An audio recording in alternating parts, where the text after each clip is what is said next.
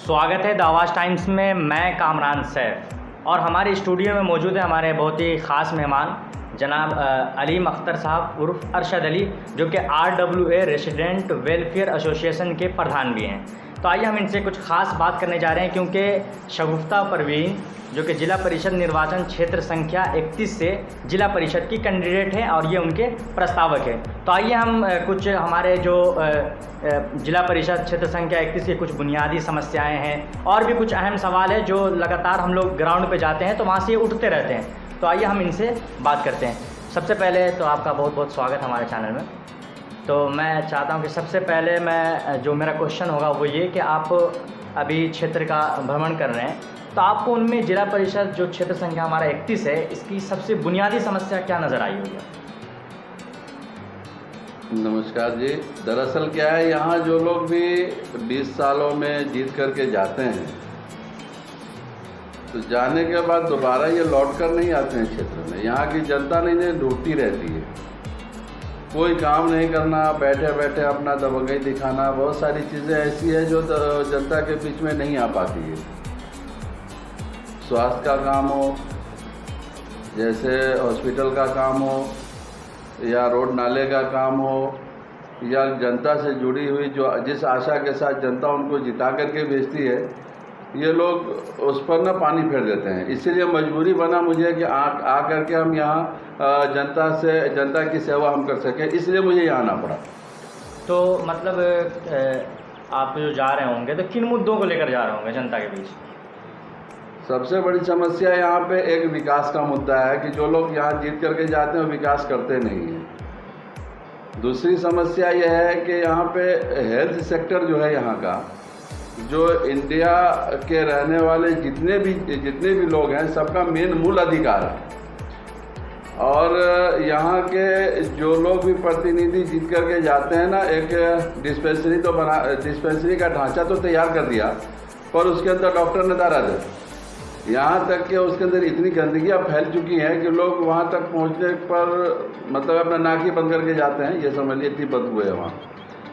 और बेसिकली जो हमारा जो ये कंस्टिट्यूंसी है, विधायक का जो कंस्टिट्यूंसी है, ये बाजपट्टी विधानसभा, यहाँ पे हॉस्पिटल तो शुरू से है, ऐसा नहीं कि नहीं है, पर वो हॉस्पिटल सिर्फ नाम का है। वहाँ पे न तो वेंटिलेटर मशीन है, न ही वहाँ पे ऑक्सीजन के लिए कोई सुविधा है, न ही कोई जांच घर का कोई ऐसा सुविधा दिया गया, जबकि इसके अतराफ में चारों तरफ लगभग 4 से 5 लाख लोग रहते हैं और बड़ी उम्मीद के साथ MP को, MLA को, सबको जिता करके भेजते हैं। और देखने के बाद ये समझ में आया यहाँ पे मुझे कि समस्या बहुत गंभीर है यहाँ की। जो लोग जीत करके जाते हैं, बस पब्लिक तो ये आशा के साथ उनको जिताती है कि शायद ये हमारा भला करेगा, हमारा काम करेंगे ये, पर ये उन आशाओं के ऊपर ये पानी फेर देते हैं। तो जैसे आपने स्वास्थ्य के बारे में कहा, लेकिन ये जिला परिषद से कुछ हाई लेवल का हो जा रहा है, MLA MP इनके फंड में आता है, तो आप इसको किस तरीके से करेंगे? दरअसल क्या है सर, मैं आपको एक बात बताऊं और जनता को भी आपके माध्यम से बताना चाहता हूं कि ज़िला परिषद के, ये सच आपने बताया कि इसके जो अधिकार, इससे कई गुना ज़्यादा की बात है ये, है ना। लेकिन इनके ऊपर भी एक कानून बना हुआ है, इनके ऊपर भी सर्वोपरि कानून है। अगर ये लोग आपकी बात नहीं सुनते, जनता की आवाज़ सुनने के लिए, जैसे नीचे में आपने अभी पंचायती चुनाव चल रहा है तो वार्ड मेंबर का भी है, उसके अंदर पंचायत समिति का भी है उसके अंदर, और क्या कहते हैं, सरपंच का भी है, फिर मुखिया का भी है। तो ये ब्लॉक के अंदर ये सीमित होकर के रह जाते हैं। लेकिन ब्लॉक और डिस्ट्रिक्ट के बीच को दूरी को ख़त्म करने के लिए ये जिला परिषद का आपको एक मिनी विधायक के रूप में आपको दिया गया है। और ये किसी पार्टी बेस पर तो है नहीं, जनता के बेस पर है ना। तो इसके लिए अब क्या है कि अगर हमारा विधायक हमारी आवाज़ नहीं सुनेगा, MP हमारी आवाज़ अगर नहीं सुनते हैं, MLC अगर हमारी आवाज़ नहीं सुनते हैं, स्टेट गवर्नमेंट हमारी आवाज़ नहीं सुनते हैं, इंडिया गवर्नमेंट भी अगर सपोज दैट मेरी आवाज़ नहीं सुनते हैं, तो इन सब के ऊपर जो निगाह रखने के लिए बैठी हुई है वो supreme court chief justice of India बैठी हुई है।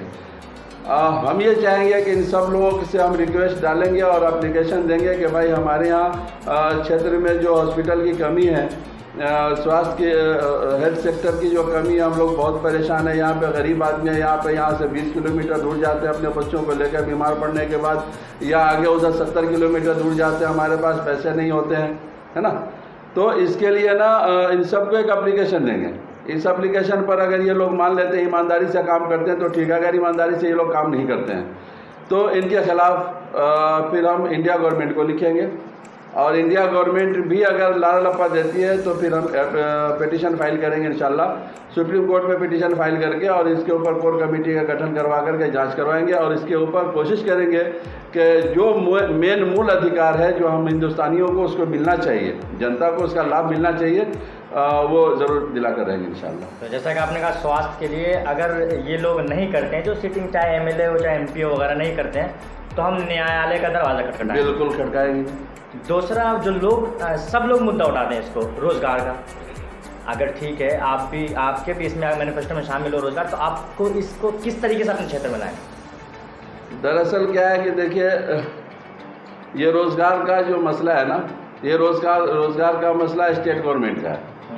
वो हमें जो जितना अधिकार मिलेगा इससे कई गुना बहुत ऊपर लेवल की बात होती है, ये हमारे बस की बात नहीं है। सच्चाई तो यही है, सच्चाई है, लेकिन लोग लेकिन है क्या कि अपने अपने सोच के ऊपर है कि यहाँ प्राइवेट सेक्टर बहुत सारे ऐसे चल रहे, फैक्ट्रियाँ चल रही हैं, बड़ी बड़ी कंपनियाँ चल रही हैं कि जिसमें ना स्किल प्रोग्राम के तहत उनकी ट्रेनिंग की जाती है, ठीक है ना।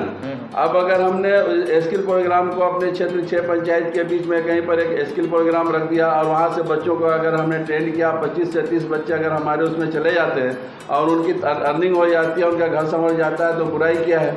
ये सोच करके हमने अपने दर्शकों को, ये मैं अपनी जनता को या दर्शकों को ये बताना चाहता हूँ कि अगर स्टेट गवर्नमेंट जितना देती है इनको, जो हमारे शिक्षित बेरोज़गार बच्चे हैं, जितनी नौकरी दे सकती है तो वो देंगे, तो लाने का भी हम काम करेंगे। आज सपोज डेट अगर वो नहीं दे पाते हैं, है ना, या वहाँ से कोई वैकेंसी अगर नहीं निकलती है, तो हम स्किल प्रोग्राम का एक ट्रेनिंग यहाँ पर सेंटर खुलवाएंगे, और खुलवा करके उससे बच्चों को ट्रेन करा करके ना बच्चों को हम फिर भेजने का काम करेंगे, नौकरी पर भेजने का काम करेंगे इंशाल्लाह। और एक और सवाल, जो आपका एक प्रोग्राम चला था उसमें मैं भी शामिल था, गया था वहाँ, तो किसी ने आपसे सवाल पूछा था स्पोर्ट्स के बारे में। स्पोर्ट्स का सही बात ये है, कोई भी क्लब नहीं है, चाहे वो मार्शल आर्ट क्लब हो, फुटबॉल क्लब हो, क्रिकेट क्लब हो, इस तरीके का जो भी स्पोर्ट में वो नहीं है। तो अगर आपको मौका मिलता है तो आप इस पर क्या ध्यान दे सकते हैं? देखिए सर, ये भी तो हमसे बहुत ऊपर की बात है, ये बहुत हाई लेवल की बात है, लेकिन तालीम इंसान का एक विल पावर होता है, शिक्षा इंसान का एक विल पावर होता है। सच्चाई है कि हमारे क्षेत्र की जनता और हमारे यहाँ के नौजवान बच्चों ने अगर इसकी मांग उठाई है, तो इस मांग के तहत अगर आप लोगों ने मुझे कामयाब किया और जनता ने मुझे कामयाब करके भेज दिया, तो स्टेट गवर्नमेंट के आगे हम अपना एप्लीकेशन के ज़रिए जो लीगली कार्रवाई होती है उसके ज़रिए रखेंगे, और वहाँ से लाने का काम हम करेंगे। अच्छा, एक सवाल मैं आपसे रख रहा था, ये थोड़ा ये पर्सनली भी हो जाएगा। RWA के आप प्रधान हैं, स्टूडेंट वेलफेयर एसोसिएशन के, आपने वहाँ भी काम किया है, प्रत्येक से उसको और गांव को अगर माइंड कर मिला दिया है तो उसको आप किस तरीके से देखते हैं? देखिए, गांव में, और वो तो शहर दिल्ली है ना, ये ग्रामीण क्षेत्र है, बहुत सारी चीज़ें ऐसी है जो यहाँ पे स्टेट गवर्नमेंट के हिसाब से, ब्लॉक के जो BDO साहब है उनके हिसाब से काम होते हैं, मुखिया जी के हिसाब से काम होते हैं, है ना, और कुछ काम होते हैं।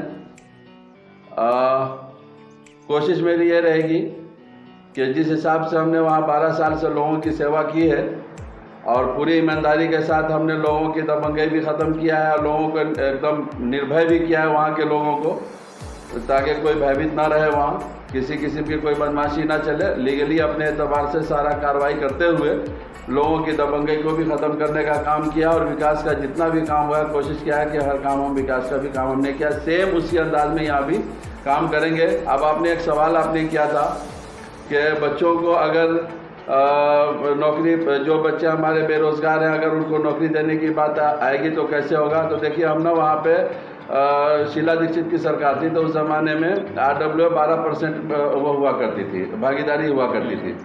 तो उस टाइम में ना सिविल डिफेंस के नाम पर वहाँ पे एक योजना खोली गई थी और उसके तहत बच्चों को उसके अंदर लगाया गया था। और बच्चे उसमें जो जितने भी नौजवान युवक थे सिविल डिफेंस के एतबार से उसमें जा कर के अपना वो रोज़ी रोज़गार भी देखते थे और बच्चे भी काम पे लग जाते थे और गवर्नमेंट को भी इससे फ़ायदा होता था। कोशिश ये करेंगे कि अगर उसी निहज पे अगर यहाँ पे भी अगर हमारे डीएम साहब अगर हमारी आवाज़ सुन लेते हैं और स्टेट गवर्नमेंट हमारी आवाज़ सुन लेती है तो सिविल डिफेंस को लागू करा करके उसके बाद जो हमारे यहाँ के बच्चे बेरोज़गार हैं, जो पढ़े लिखे हैं, तालीम याफ्ता हैं, चाहे वो किसी भी कास्ट के हों, है ना, उनको भी रोज़ी रोज़गार से लगाने का काम करेंगे। चलिए, आपका बहुत बहुत धन्यवाद जो आपने हमें समय दिया है। तो हमारे आवाज़ टाइम्स के माध्यम से हमारे एक प्रोग्राम चलता है चुनाव यात्रा शो, जिसमें भी हम जाएंगे वहाँ भी लोगों से बात करेंगे और हर कैंडिडेट के बारे में एक एक करके हम बात करेंगे। तो आप हमारे साथ जुड़े रहिएगा। मैं कामरान सैफ, कैमरामैन साकिब।